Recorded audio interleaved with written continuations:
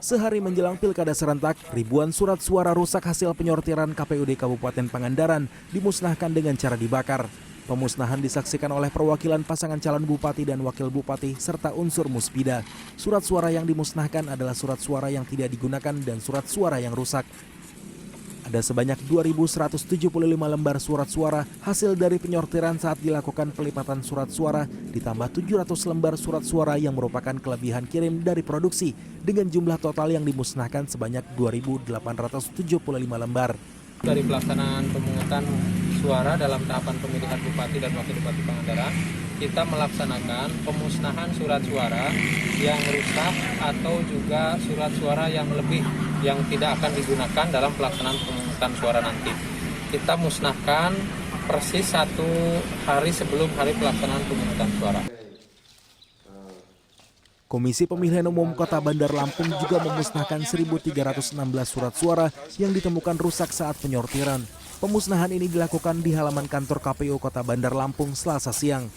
Pemusnahan ini dilakukan sebagai bentuk transparansi penyelenggara pemilihan kepala daerah Kota Bandar Lampung terhadap masyarakat.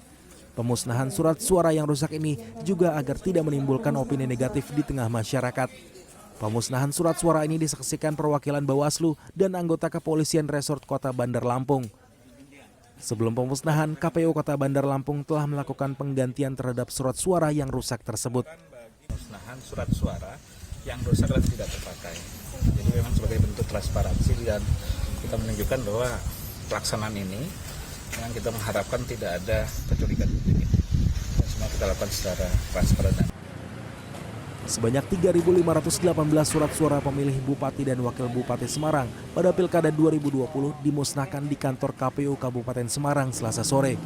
Pemusnahan surat suara Pilkada 2020 Kabupaten Semarang karena surat suara tersebut rusak, seperti gambar pasangan calon kurang jelas dan terkena bercak tinta.